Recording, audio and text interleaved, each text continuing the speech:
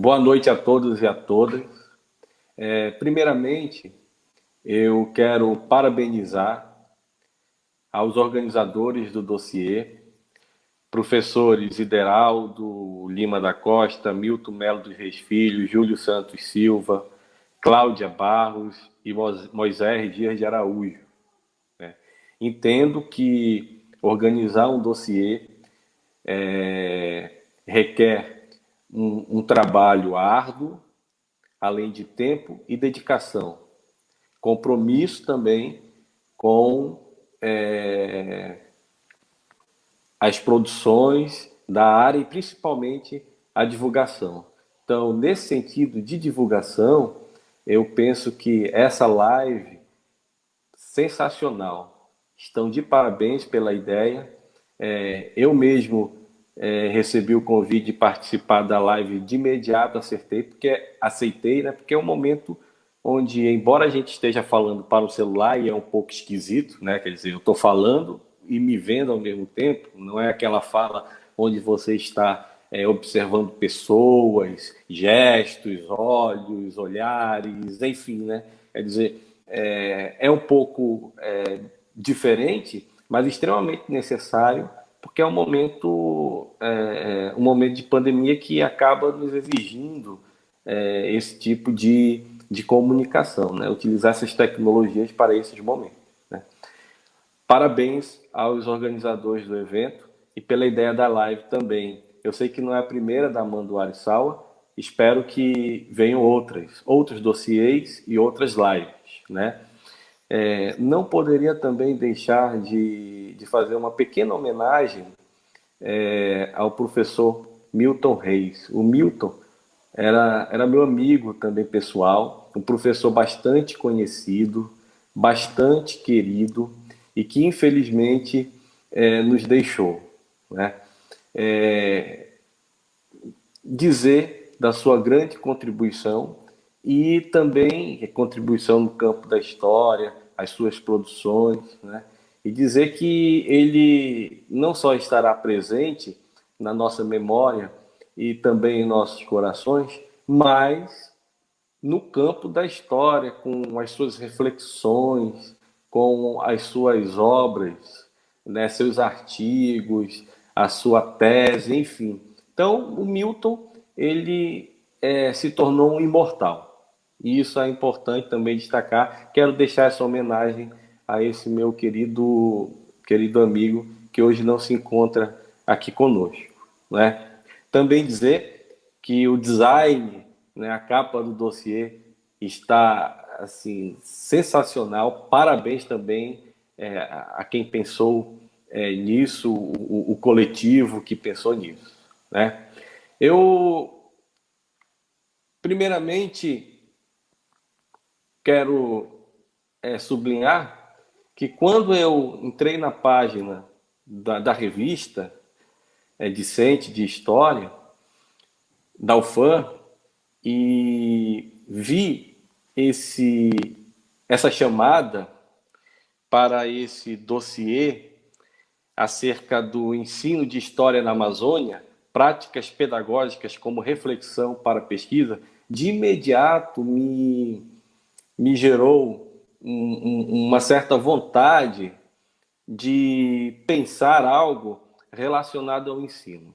E eu digo pensar algo relacionado ao ensino, e aí considerando tanto a educação básica quanto o ensino superior, né, como uma forma de viabilizar algumas questões para tentarmos reforçar a superação daquela ideia de que o ensino ele não é tão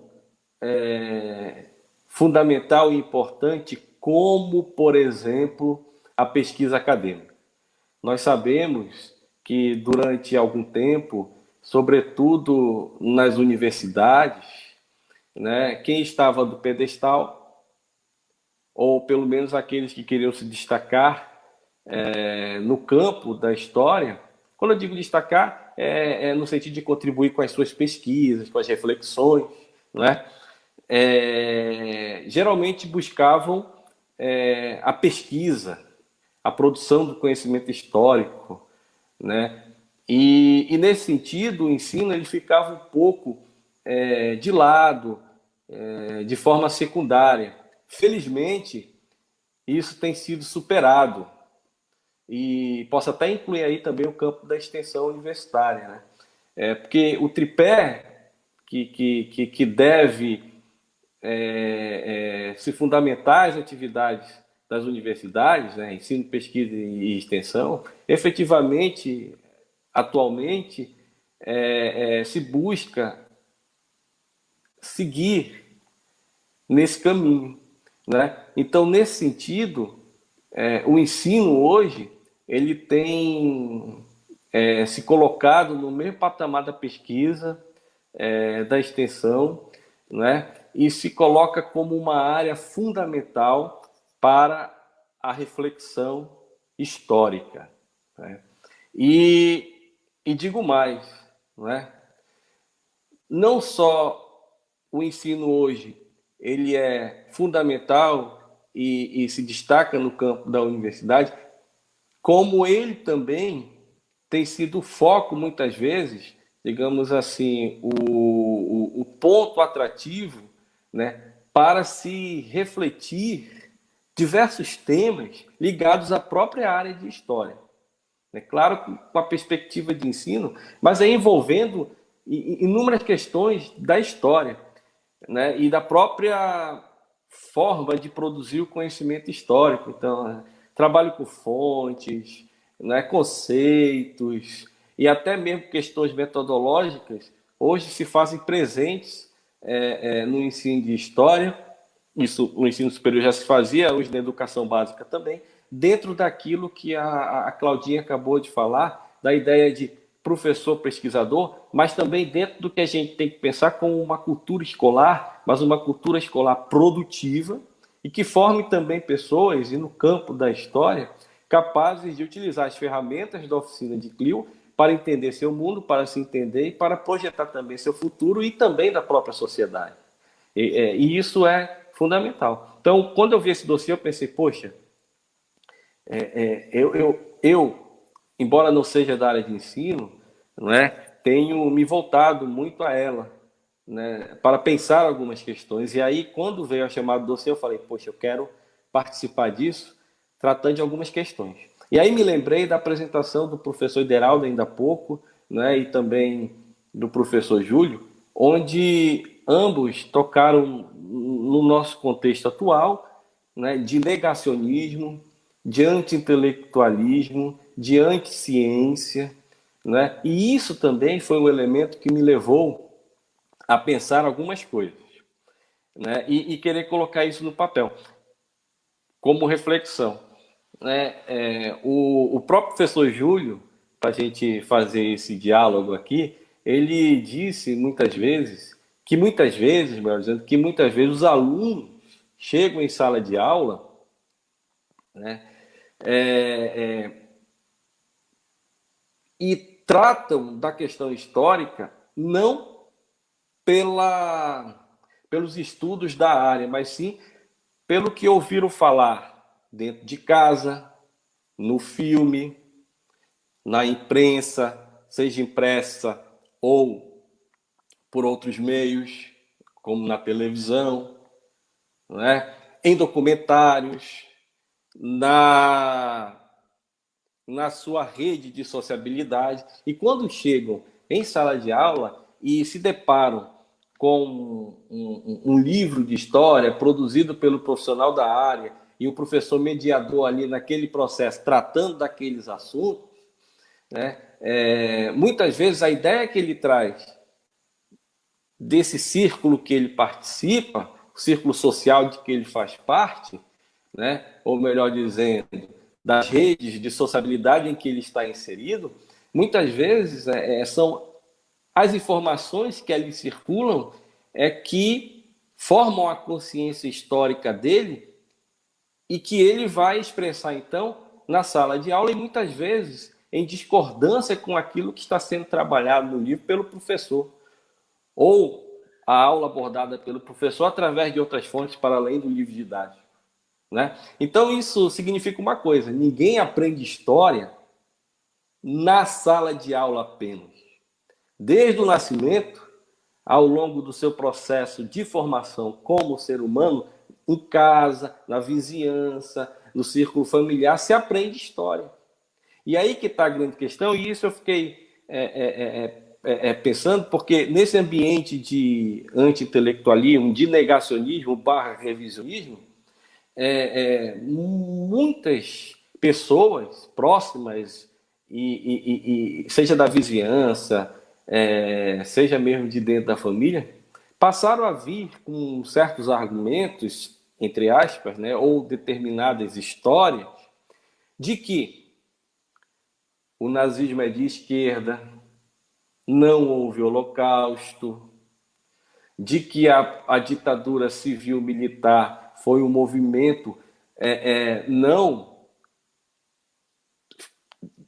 no sentido... Foi um momento de liberdade da nação, ou coisa similar, né? E isso muitas vezes sendo reproduzido de forma aleatória nesses círculos. Então, como é que a gente pode pensar que setores da sociedade nacional acabam absorvendo esse tipo de informação e, ao mesmo tempo, pautando as suas ações a partir deles? Inclusive, né, com esse discurso que nós vimos do antipetismo e aquela falsa ideia, né, de combate à corrupção, e a falsa ideia de que o Partido dos Trabalhadores inaugurou a corrupção no Brasil, ou coisa do tipo. Estou falando esse exemplo porque é mais próximo de nós. Como é que a partir daí as pessoas começaram também a criar um discurso, né, de ódio, de intolerância, né? E ao mesmo tempo esse negacionismo e revisionismo da história alimentando também esses discursos. Então, tanto a questão do ensino quanto esse momento atual que estamos vivendo, sobretudo essa questão do negacionismo e a partir deles a criação de certos inimigos, os discursos de ódio, etc. Como é que esses dois elementos acabaram me movendo para submeter à revista um artigo intitulado o seguinte, que é o artigo que submeti à revista e que está nesse dossiê. E agradeço muito a chamada do artigo, agradeço muito o espaço para a gente debater justamente isso. O artigo intitula-se Cultura Histórica, Consciência Histórica e Disciplina Histórica. Desafios atuais do ensino de história. Aqui, o artigo ele é dividido em duas partes. Ele trata de uma experiência que tive na época, numa escola estadual chamada Agnello Bittencourt, localizada no bairro do Santo Agostinho, na Rua do Campo, sem número. Foi a primeira escola que eu trabalhei na SEDUC, entrei lá pelos idos de 2004, né? E que foi o meu laboratório em diversos aspectos, né? E dessa escola eu retirei uma experiência que tive com os alunos do 9º ano do ensino fundamental, né? Então, no artigo isso se encontra na segunda parte dele, que é o relato de experiência de uma atividade que realizei e que vou já falar muito brevemente sobre ela, né? Não pode falar tudo também, porque senão aí não tem graça, porque é necessário buscar o artigo e também fazer a propaganda do artigo para a leitura, né? Então, se falar tudo aqui,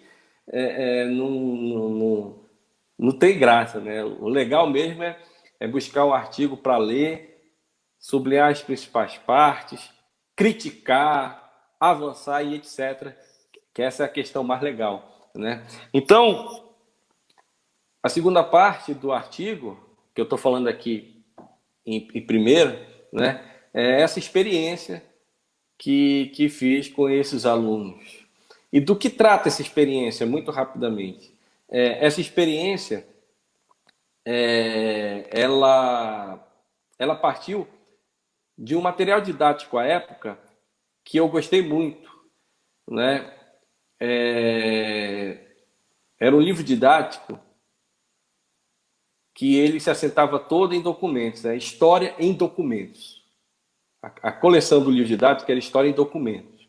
Então, você tinha a história do Brasil e o livro trazia, em cada capítulo, seja na República do Café com Leite, ou Primeira República Brasileira, na Era Vargas, no período que é chamado de populismo, da ditadura civil-militar ou da Nova República, ele trazia um contexto geral da época, do tema ali trabalhado, né? E o nosso tema, na época, era a Primeira República Brasileira. Então, ele trazia um contexto da Primeira República Brasileira e uma série de documentos, jornais, fotografias, imagens, né? E então você trabalhava esses documentos com base naquele contexto que estava ali presente no livro. E no nosso caso, a gente ainda trazia alguns documentos a mais ligados à história da Amazônia para somar dentro dessa questão mais geral da história do Brasil, da Primeira República Brasileira, mas também vendo alguns temas aqui da Amazônia, né? E o que nós fizemos? Trabalhamos com as fontes históricas, principalmente. Jornais, né? O nosso foco eram os jornais. Então, os jornais eram trabalhados em sala de aula como fontes históricas. E o primeiro passo foi o seguinte: as características formais do jornal, quem estava por trás, o grupo que estava por trás do jornal, do que o jornal tratava, qual o seu conteúdo, né? Para que os alunos pudessem perceber que o grupo que estava por trás do jornal muitas vezes defendia e lia o mundo a partir de seus interesses. Em seguida, passamos a avançar em alguns pontos, inserindo aí algumas questões conceituais e metodológicas, né? Será que aquilo que está contido no jornal é a verdade? Vamos cruzar esses jornais a partir de um fenômeno social da época para ver o que eles falam desse fenômeno. Será que eles falam de forma igual ou diferente? Por quê? Vamos cruzar essas fontes, né? E mais do que isso, a partir da apresentação dessas fontes, a partir da inserção de conceitos e metodologias, a gente tratou também de buscar fazer com que esses alunos pudessem construir a sua narrativa histórica, né? A partir do contexto da época e das fontes. Claro que ajudamos a partir de perguntas, então eles eram guiados por perguntas para isso, mas produziram as suas interpretações do passado. Então, a ideia aí era justamente, em sala de aula, apresentar um pouco como o conhecimento histórico é produzido, como esse passado é interpretado pelo historiador, não no sentido de formar mini historiadores, mas no sentido de dar possibilidade e as ferramentas necessárias para que aqueles alunos, né, considerando a sua idade, pudessem ler o mundo de uma forma mais crítica, principalmente entendendo esse mundo em que vivem de uma forma mais crítica a partir, né, de uma interpretação desse passado. E, claro, entendendo o presente assim, projetando o seu futuro. Então, essa foi a experiência. Mas o que está por trás dessa experiência? É a primeira parte do artigo, né, que eu discuti a partir de um alemão, o Jörg Riesen, os seus conceitos. Os conceitos de cultura histórica, consciência histórica, disciplina histórica e narrativa histórica. São os 4 conceitos que abrem o artigo, na verdade, né? A primeira parte do artigo discute esses conceitos a partir da perspectiva do alemão, né, do Jörg Riesen. E em seguida eu apresento essa experiência.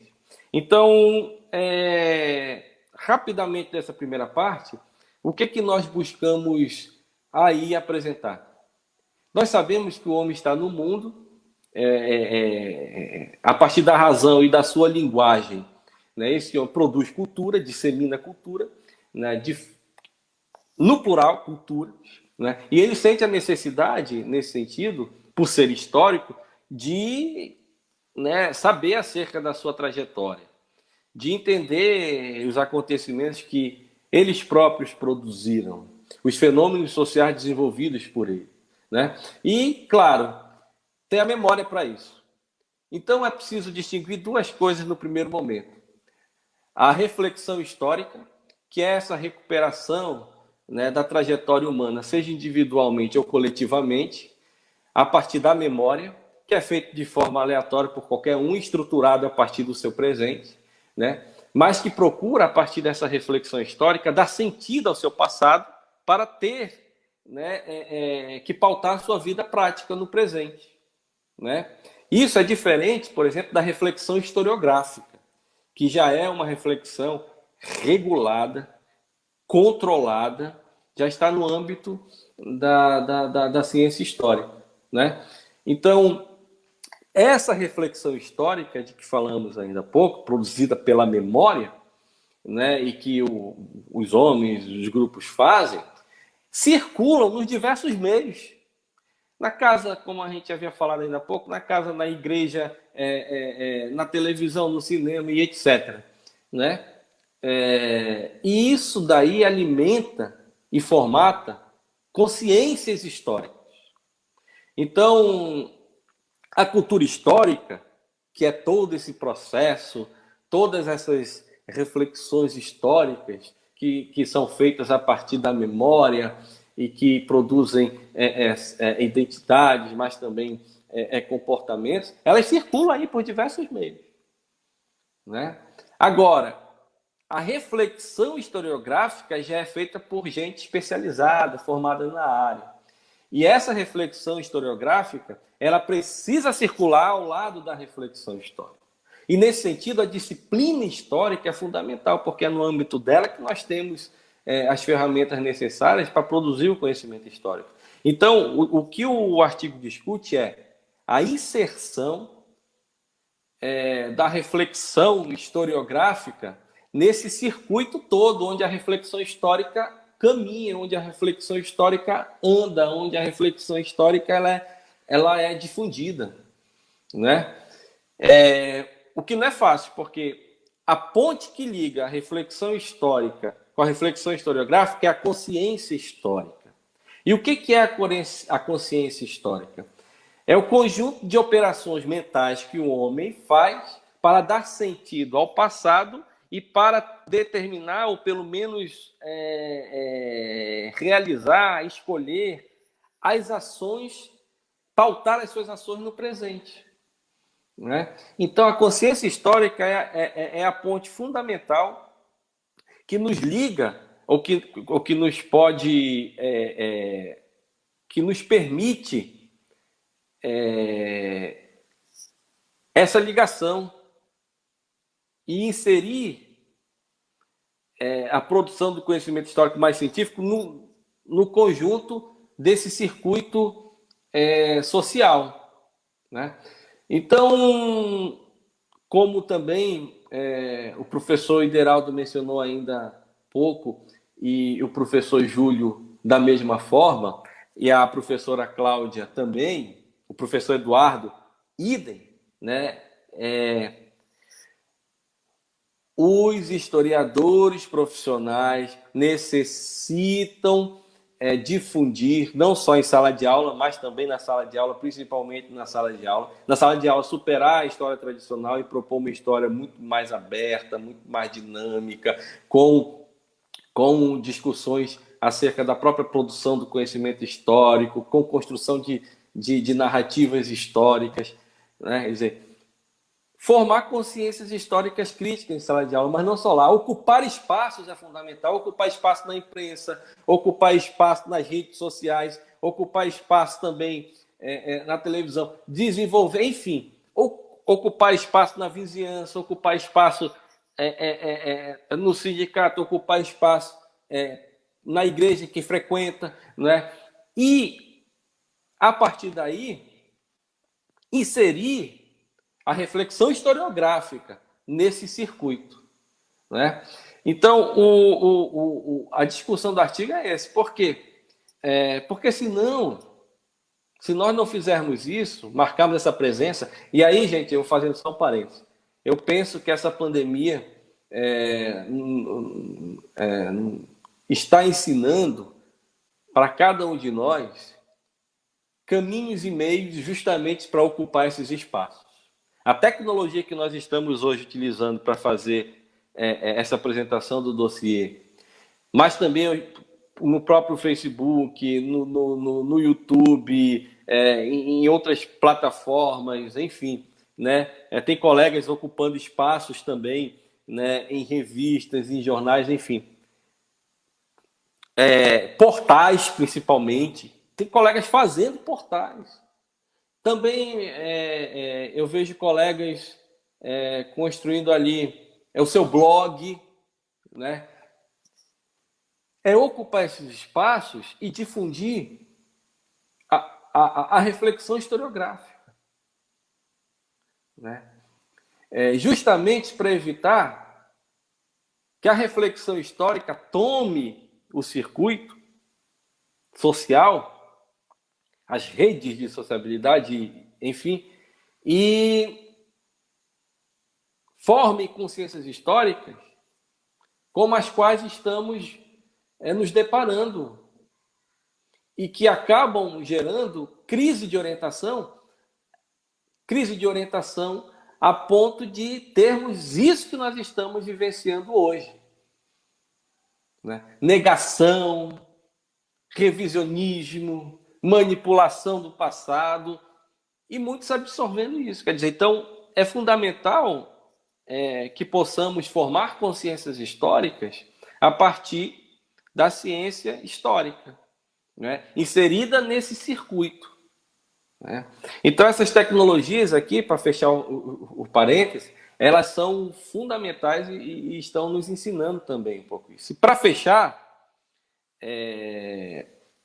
o que essa sumária apresentação do artigo, dizer que se nós ficarmos encastelados apenas nas nossas salas de aulas, nas universidades,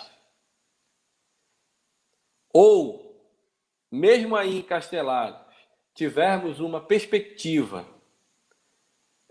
tradicional de ensino e até mesmo de pesquisa histórica, nós vamos estar contribuindo, mesmo que involuntariamente, com aquilo que eu passei a me sentir muito mal com isso, na verdade, vou dizer aqui, mas com a perda da autoridade da nossa fala.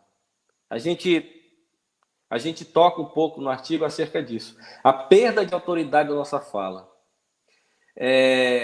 Qualquer um pode falar acerca do passado, explicar o presente a partir desse passado, dentro daquela reflexão histórica que falei ainda há pouco, e o historiador chegar e dizer, olha, nós temos que problematizar isso, existe certos acontecimentos que não são considerados, há outros interesses aí em jogo. Você ou é acusado de esquerdista, de comunista, ou até mesmo de petista. Então, o historiador falando era mais um, digamos assim, radical, se fosse uma visão mais crítica, né? Então, quer dizer, essa perda de autoridade da fala, ela é complicada. E eu não vou dizer só que isso está relacionado à nossa profissão, não. Porque, por exemplo, lá no Distrito Federal, o Conselho Regional de lá de Medicina, ele emitiu uma nota contra o lockdown, porque em Manaus não teve efeito lockdown para eles, né? Então, o que leva a pessoa, nesse caso do Conselho Regional de Medicina, dos médicos formados, o que leva a pessoa de uma formação diária, negar sua afirmação diária em prol de uma paixão política, de um sentimento de tolerância e ódio contra quem que faz ele pautar seus comportamentos, negando a própria ciência, pessoas formadas dentro da academia? Quer dizer, é uma clara crise de orientação e que a história tem um papel fundamental nesse sentido. Como dizia Marx e Engels, e aí eu vou puxar a sardinha para o nosso lado. Para nós só existe uma ciência, diziam eles, a ciência da história. Não há nada que esteja solto no mundo, aí já sou eu falando, né? Não há nada que esteja solto no mundo, tudo está no chão da história. Então o historiador tem um papel fundamental nessa sociedade, precisa ocupar espaço, precisa difundir, né, o conhecimento histórico, científico, e contribuir então para formar consciências críticas e que acabem com essa crise de orientação e pautem as ações, sempre visando a democracia, o diálogo, o respeito e o bom argumento. Gostaria de finalizar com isso. Muito obrigado pelo espaço, muito obrigado aos organizadores por terem feito esse trabalho muito bonito. Obrigado.